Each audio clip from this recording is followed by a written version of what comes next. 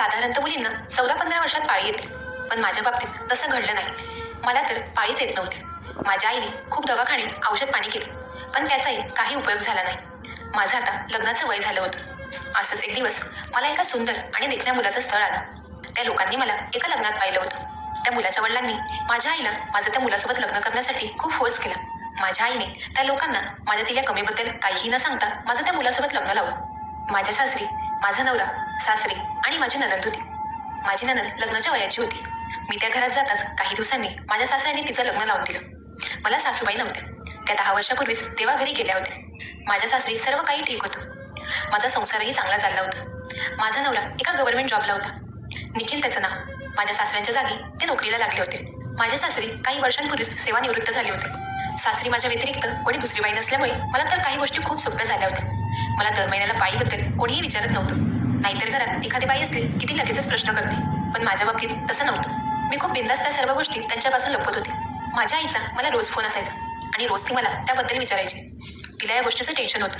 मी तिला खूप समजवायचे, पण तरीही ती काही ऐकत नव्हती. शेवटी तीही एक आईच होती. तिला तर मुलीची काळजी असणारच ना. माझे सासरे माझी खूप काळजी घ्यायचे. एक दिवस माझ्या सासऱ्यांची बहीण म्हणजे माझी आत्ते सासू आमच्या घरी आल्या. त्या बरेच दिवस आमच्या घरी राहिल्या होत्या. एक दिवस त्यांनी मला असा काही प्रश्न केला की मी हक्की बक्की झाले. त्यांनी मला विचारलं की तू गरोदर आहेस का? मी त्यांना नाही म्हणाले. मग त्या बोलू लागल्या, जर तू गरोदर नाहीस मग तुला पाळी का नाही येत? काही प्रॉब्लेम आहे का? त्यांचे हे प्रश्न ऐकून तर मी जरा घाबरले होते. अहो आत्याबाई, होत असतं कधी कधी, येते मला रेग्युलर पाळी, असं म्हणून मी तो विषय बंद केला. त्या दिवसापासून त्या जरा माझ्याशी तिरक्या वागायला लागल्या होत्या. त्यातून माझ्या हातचं पाणी घ्यायला तयार नव्हत्या. 1-2 दिवसातच त्या त्यांच्या घरी निघून गेल्या. आता जरा माझं टेन्शन कमी झालं होतं.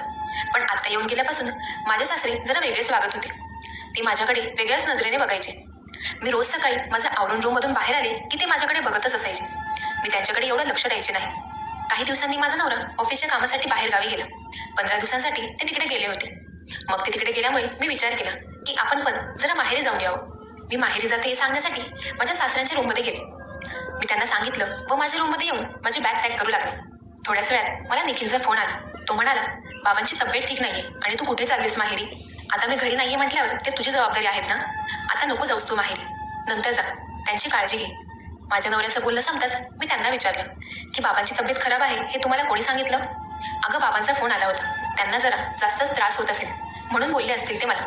चल बाय, बोलतो मी नंतर. बाबांची आणि तुझी काळजी घे, असं म्हणत माझ्या नवऱ्याने फोन ठेवला.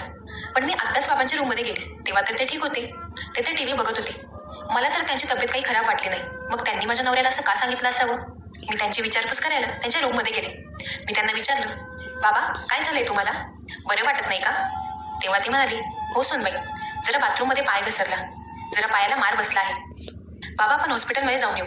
नको नको सोनबाई, तू जरा तुझ्या हातांनी तेल मालिश करून दे, होईल बरं ते. ठीक आहे बाबा, असं म्हणत मी त्यांच्या पायाला तेलाने मालिश करून दिली. पुढचे 2-3 दिवस असंच चाललं. एक दिवस तर मी त्यांच्या पायाची मालिश करत असताना ते मला म्हणू लागले, सोनबाई जरा अजून वर हात घे, इथेही मला दुखतंय. हळूहळू करत माझा हात त्यांच्या गुडघ्यावरच्या भागात जाऊ लागला. मला ते काही चांगलं वाटत नव्हतं. मी त्यांना काहीतरी बहाणा देऊन पटकन तिकडून निघून आले. मला काही त्यांची लक्षणं ठीक दिसत नव्हते. आता तर मला त्यांची नाटकं सरळ सरळ दिसत होती. मी माझ्या रूममध्ये आले. त्या सर्व प्रकाराने मी जरा घाबरली होती. मला तर त्यावेळी रडूच कोसळलं. मी माझ्या नवऱ्याला फोन करायचं ठरवलं, पण रात्री उशीर झाला होता. असं काही सांगितलं तर ते माझ्यावर कदाचित विश्वास ठेवणार नाही, म्हणून मी त्या गोष्टीकडे दुर्लक्ष केलं आणि आता मी त्यांना काही मालिश करून देणार नाही असं ठरवलं. त्याच रात्री मी माझ्या रूममध्ये झोपले असताना अगदी मध्यरात्री मला कोणीतरी माझ्या कपाळावरून हात फिरवताना जाणवलं. मला वाटलं निखिल आलाय अचानक. मग झोपेतच मीही त्याला जवळ घेतलं, पण मला तो निखिल सारखा काही जाणवत नव्हता. मग मी पटकन त्याच्या अंगावरून माझा हात काढला आणि लाईट लावून पाहिलं. तेव्हा माझ्या शेजारी माझे सासरे होते. मी क्षणातच त्यांना दूर ढकललं. बाबा, हे तुम्ही काय करत आहात? सून आहे मी तुमची. अगं सुनबाई माफ कर, चुकून मी तुझ्या रूममध्ये आलो. या म्हातारपणात ना काहीच भान राहत नाही. जरा मला माझ्या रूममध्ये सोडतेस का? बाबा तर असं दाखवत होते जसं की त्यांनी काहीच विचित्र काम केलं नाहीये. चुकून झालं असेल कदाचित, असं म्हणत मी त्या गोष्टीकडे दुर्लक्ष केलं आणि त्यांना त्यांच्या रूममध्ये सोडून आले.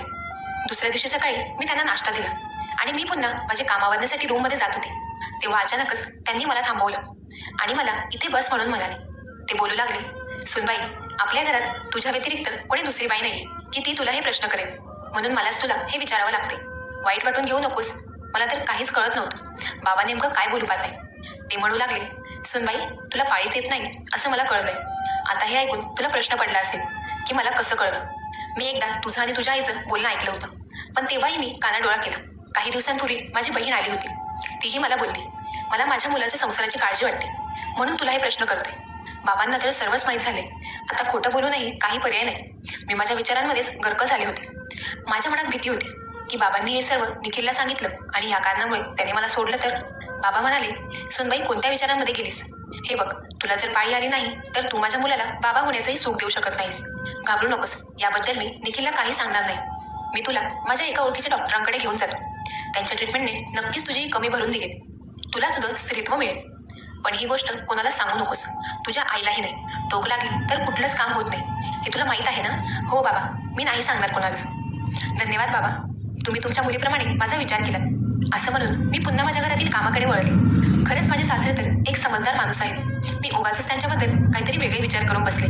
माझ्यातील कमी माहीत असूनही ते निखिलला काही बोलले नाही आणि त्यांनी माझा एवढा विचार केला. त्या दिवशी खरंच मला माझे सासरे देवमाणूस वाटले होते. त्याच दिवशी संध्याकाळी माझे सासरे मला त्या हॉस्पिटलमध्ये घेऊन गेले. ते हॉस्पिटल जरा मला विचित्रच वाटलं. अगदी जुनाट ते हॉस्पिटल होतं. त्या डॉक्टरांनी मला चेक केलं व काही गोळ्या लिहून दिल्या. माझे सासरे स्वतः मेडिकलमध्ये जाऊन माझ्यासाठी त्या गोळ्या घेऊन आले. आठवड्याभराचा गोळ्यांचा कोर्स मला डॉक्टरांनी पूर्ण करायला सांगितला होता. त्या रात्रीपासूनच मी गोळ्या घ्यायचं सुरू केलं.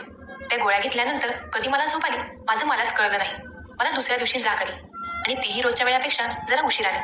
शरीरात एवढा मोठा बदल होणार म्हटल्यावर गोळ्या तर पॉवरफुल असणारच ना. सकाळी मी उठले तेव्हा माझी साडी खूप अस्ताव्यस्त मला जाणवली. झोपेत झालं असेल असं म्हणून मी त्या गोष्टीकडे दुर्लक्ष केलं. मग माझा आवरून मी रूमच्या बाहेर गेले. माझे सासरे माझ्याकडे बघून हसत होते. मीही नॉर्मली असले व माझ्या कामाला लागले. पुन्हा 2-3 दिवस तेच होऊ लागलं. मला कधी रात्री झोप यायची याचं मला भानच राहायचं नाही आणि सकाळी उठल्यावर माझी साडी अस्ताव्यस्त असायची आणि मी रूम बाहेर आले की माझे सासरे वेगळ्या हावभावाने माझ्याकडे बघत हसत असायचे. सध्या ते जरा जास्तच खुश असायचे.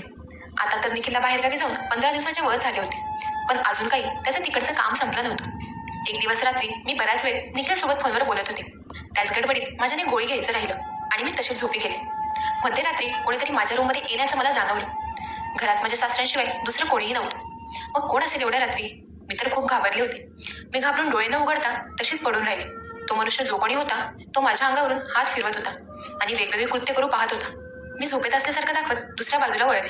मी वळताच तो मनुष्य घाबरला आणि तिथून निघून गेला. तो माझ्या रूमच्या बाहेर जाताच मी एक काठी घेऊन रूम बाहेर पडले. मी त्याला चांगला सोप द्यायचं ठरवलं होतं. मी बाहेर आले तर मला कोणीही दिसलं नाही. एवढ्यात कसं कोणी गायब होऊ शकतं? मला रिटर्न येताना माझ्या सासऱ्यांच्या रूमचा दरवाजा हलताना दिसला. मला वाटलं तो चोर त्यांच्या रूममध्ये गेला असता. मग मी माझ्या सासऱ्यांच्या रूमजवळ गेले. तेव्हा मी पाहिलं माझे सासरे जागे होते आणि ते कपडे बदलत होते आणि त्यांचे ते एकटे गालात हसत होते. मी त्यांना काही न बोलता माझ्या रूममध्ये निघून आले. आज मला रोजसारखी गाढ झोप आली नव्हती आणि सकाळीही मला लवकरच जाग आली. सध्या माझ्या पोटात खूप दुखू लागलं होतं. मला माझ्या शरीरात बदल जाणवत होता. लवकरच मला पाळी येईल म्हणूनच माझं पोट एवढं दुखत असावं. त्या दुखण्याकडे दुर्लक्ष करून मी आवरून माझ्या रूम बाहेर आले. सध्या मी बघत होते, मी माझ्या रूममधून बाहेर आले की माझे सासरे नेहमी असायचे. असं का तेच मला कळत नव्हतं. सध्या काही दिवसांपासून बाबा रोज नाश्ता झाला की त्यांच्या रूममध्ये जायचे व 2-2 तास बाहेर यायचे नाही. त्यांचं काय चालायचं हे त्यांनाच माहीत. त्या दिवशी दुपारी माझं लवकर आवरून झालं. मी बाबांना त्यांच्या रूममध्ये जेवणासाठी बोलवायला गेले. त्यांचा रूम आतून लॉक होता. मी बराच वेळ त्यांना आवाज दिला पण ते काही दरवाजा उघडत नव्हते. मग मी त्यांच्या रूमच्या दुसऱ्या चावीने दरवाजा उघडला आणि मी आत पाहिले तर ते तिथे नव्हते. पण त्यावेळी त्यांच्या रूममध्ये मी जे काही पाहिलं ते पाहून माझ्या पायाखालची जमीनच सरकली. माझ्या सासऱ्यांच्या रूममध्ये टीव्हीमध्ये माझे नको त्या अवस्थेतील व्हिडिओ चालू होते. एवढंच काय तर माझा आंघोळ करतानाचाही व्हिडिओ तिथे चालू होता. ते सर्व पाहून तर मी खूप घाबरली होती. माझे सासरे काय करत आहे हेच मला कळत नव्हतं. मी तिथेच उभी राहिले. माझे सासरे बाथरूममधून बाहेर आले. मला पाहून ते जागीच अडखळले. बाबा, हे सर्व काय आहे? माझे असले व्हिडिओ तुम्ही का काढलेत? तुम्ही माझ्यासोबत असं कसं करू शकतात? मी हे सर्व निखिलला सांगेन. तुम्ही असं का केलं सांगा मला. मी असं बोलताच माझे सासरे बोलू लागले. सुनबाई, तुला आणि निखिलला मी जेव्हा जेव्हा सोबत बघायचो तेव्हा मला खूप वेगळं वाटायचं. मला माझ्या बायकोची कमी जाणवायची. 1-2 वेळा मी तुला कपडे बदलताना पाहिलं होतं. तेव्हापासून माझ्यातील काही इच्छा जाग्या झाल्या आणि मी तुला तुझी पाळीची ट्रीटमेंट सांगून झोपेच्या गोळ्या द्यायचो, ज्याने तू डायरेक्ट सकाळीच उठायचीस. मग मी रोज रात्री तुझ्यात माझी बायको बघायचो आणि माझ्या इच्छा पूर्ण करायचो. तुझ्या रूममध्ये कॅमेरे मीच लावले. मला तुला सारखं तशा अवस्थेत बघावंसं वाटू लागलं. या सर्व माझ्या नको त्या भावनांमध्ये माझ्याने हे सर्व झालं. मला माफ कर सुनबाई. बाबांचं बोलणं ऐकताच मला तर शॉक लागल्यासारखं झालं होतं. म्हणजे ज्याला मी देवमाणूस समजले होते तो तर राक्षसी विचारांचा निघाला. माझ्यातील कमीचा या माणसाने असा फायदा उचलला होता ज्याचा मी कधी विचारही करू शकत नव्हते. त्यांना माफ करण्यासाठी माझ्याकडे आता काही उरलंही नव्हतं. खरं तर माझंही चुकलं. मी अगोदरच माझ्या नवऱ्याला माझ्यातील कमीबद्दल सांगितलं असतं तर आज त्या गोष्टीच्या आड माझा असा गैरफायदा घेतला गेला नसता. माझ्या भीतीपोटी हे सर्व झालं होतं. अजूनही माझ्यात निखिलला काही सांगण्याची हिंमत नव्हती. मी तेव्हाच माझ्या आईच्या घरी निघून गेले. त्याच दिवशी मला निखिलचा फोन आला. तो म्हणाला की त्याची आता त्याच शहरात बदली झाली. मी त्याला मलाही सोबत घेऊन जाण्यासाठी खूप फोर्स केला. माझ्या हट्टापुढे तो काहीच बोलला नाही आणि थोड्या दिवसांनी येऊन तो मला त्याच्यासोबत घेऊन गेला. माझ्या सासऱ्यांनी त्याला काहीही सांगितलं नव्हतं. मी पण त्याला एकही गोष्ट सांगितली नाही. त्या सर्व गोष्टी मी एक वाईट स्वप्न म्हणून विसरू पाहत होते. मला निखिलसोबत दुसऱ्या शहरात येऊन 2-4 महिने झाले होते.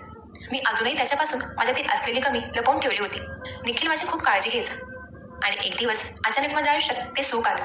मला माझं स्त्रीत्व मिळालं. मला पाळी आली होती. आता मी निखिलला बाबा होण्याचं सुख देऊ शकतो. माझी तब्येत खूपच बारीक असल्यामुळे मला पाळी येत नव्हती. पण काही महिन्यापासून माझ्या तब्येतीत सुधारणा झाली होती.